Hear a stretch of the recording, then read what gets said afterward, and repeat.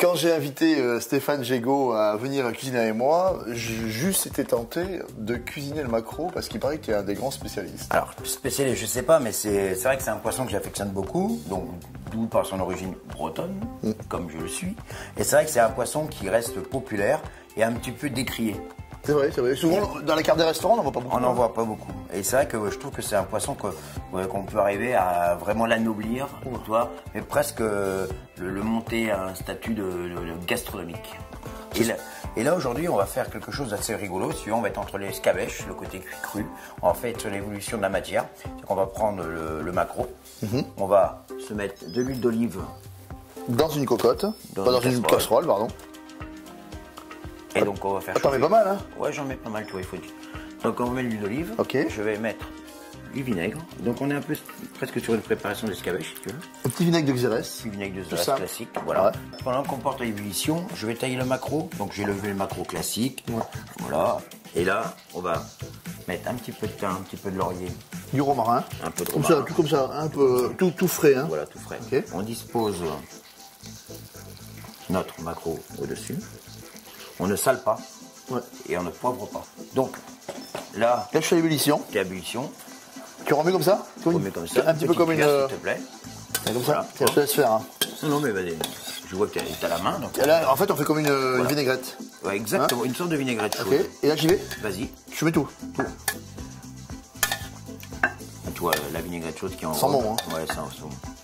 Donc là, c'est escabèche et chalumeau, quoi. Voilà, tu vois, là, on est sur une cuisson classique. Donc, le poisson est bouillanté. Tu le vois, regarde la fraîcheur du poisson. Tu le vois qui se... Ouais, avec la chaleur. La chaleur. Donc là, après, ce qu'on fait, on remet un petit peu de thym, un petit peu de laurier sur le maquereau.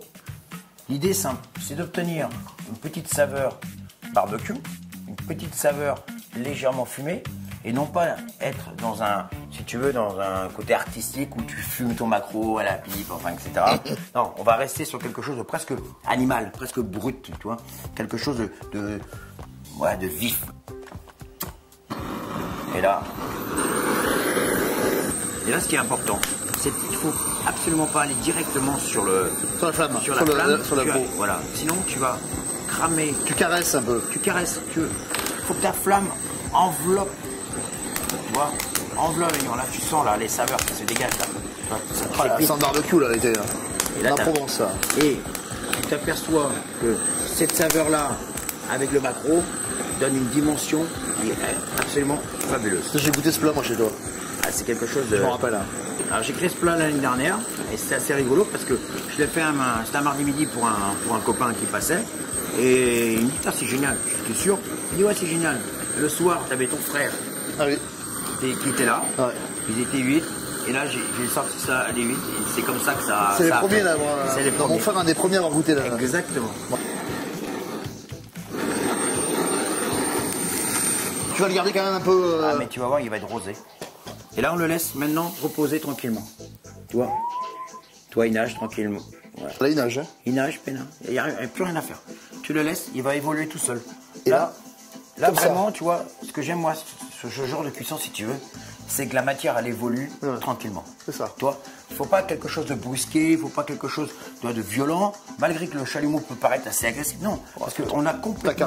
on a caressé. Tranquille. Et pendant ce temps-là, ce qu'on va faire, c'est qu'on va préparer une petite salade de champignons. Toute simple, champignons de Paris. Olive noire de chez Cailleus, une production exceptionnelle. Ciboulette, une petite pointe d'ail séché. Et on va rajouter un côté un peu rigolo. J'ai fait une neige, j'appelle ça une neige de coco. Comment tu fais ça? Alors ça, c'est un truc assez marrant. Je prends de la noix de coco râpée. Tout simple, de bonne qualité. Je mets un quart pour 3 quarts, un quart de sucre glace. Sucre glace. Pour 3 quarts de coco. Tu mélanges? Je mélange. Ouais. Et après, je la laisse pendant 2 heures, 2 heures et demie à 50 degrés. D'accord, pour déshydrater. Je déshydrate complètement la coco et le sucre. Amène, si tu veux, sèche. Voilà. D'accord. Le sucre va sécher. Le gras, va sécher. Tout ça, ouais. Et après, je le mixe, tout simple, passe au tamis, et on a quelque chose de très léger, très pur, et non sucré. Tu peux l'utiliser très bien en salé ou en sucré, et ça fait comme dans la bouche, c'est incroyable. Ah, c'est assez rigolo. Et ce qui est bien aussi, c'est que tu peux le prendre, tu le mets au congélateur, et tu auras une poudre glacée. Voilà, alors tu vois les macros, Tranquille. je repose tranquillement. Et Ouais. pendant ce temps-là, on va se faire une petite salade de champignons, tout bête. Je prends mes champignons, le petit truc rigolo. Si je les épluche, j'aime bien les éplucher. Ouais. C'est vrai qu'il y a deux écoles. Il y a Ouais. l'école où tu les épluches pas, l'école où tu les épluches. Moi, C'est plus pur, c'est ça? Moi, j'aime bien ce côté pur, tu vois, dans le champignon de Paris, épluché. Voilà, nos champignons sont épluchés. Bon, on va les émincer. Vrai champignon de Paris, hein, fait à Paris. Tout ça. Tout ça. Et il faut que ça reste frais, tu vois. Ça. Donc voilà, là tu les disposes. Comme ça, Comme tranquille. ça. Hop. Tu mets une petite. Tu te fais un petit assaisonnement, mais toi, direct. J'appelle ça moi l'assaisonnement direct. Tu vois. Donc là, tu mets de l'ail séché, De la sécher, de la ciboulette, ça va très bien avec le de la champignon. ciboulette, tu vois, le petit citron, petit râpé de citron. Là, alors soit tu enlèves les noyaux, soit tu les laisses. Tu laisses un petit peu brut comme ça. Voilà, tac. moi j'aime bien, tu vois, je les casse juste comme ça. Alors c'est une olive grasse, c'est une olive généreuse. Ah ouais, c'est charnu. Ah ouais, charnu. Ça va très bien aller avec le macro. Alors tu pourrais me dire, oui, mais tu mets gras sur gras. Mais non, ça va quelque chose, ça va enrober, tu vois, ton macro. Et ensuite, petit piment d'Espelette, tout simple. Et hop, Pas de sel. est-ce que j'ai de cherché sel. Voilà, un tout petit peu de sel. Et voilà. Et au final, ta poudre de coco. Bon, au pire, on peut mettre un tout petit peu de coco torréfié. Ouais, bien sûr. Mais bon, moi je l'ai. Ah oui. Je t'ai mis ça parce que je trouvais ça assez rigolo. Ah. Assez rigolo, mais en même temps, tu peux. Joli, visuellement, c'est beau. Tu vois, visuellement, ça donne ce côté un peu neige. On est, Ouais. voilà, tu vois, Noël approche. Moi, j'aime bien, tu vois, ce côté un petit peu enneigé là. Ça donne tous ces rêves de Noël là. La Là. féerie. Et là, après, tu as ton macro, donc à peu près une demi-heure. Ouais, Ouais. belle petite demi-heure. Tu reprends tranquillement. Tu vois, tu l'arroses, Tu nourris. tu nourris. Et regarde, tu vas voir. Tu vois Il reste. Regarde à l'intérieur, regarde. Voilà ce qui est Ah, intéressant. c'est parfait. Voilà, C'est nickel. tu vois. Et voilà. C'est cuit, mais hyper Là, tu moelleux, vois, quoi. la matière a évolué, c'est moelleux, c'est cuit. Et tu disposes ton macro sur ta petite salade de Paris enneigée.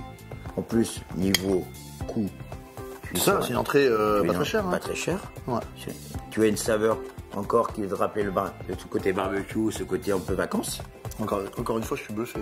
Et tu vois, mais moi je trouve que c'est vraiment des petits moments, des petites gourmandises, tout simple. Et c'est juste avec une petite pointe de réflexion et qui t'emmène voilà, dans une dimension Ça, effet garanti hein, sur votre table. à effet garanti enneigé. Bon appétit. Merci Stéphane, je t'en prie. Trop fort.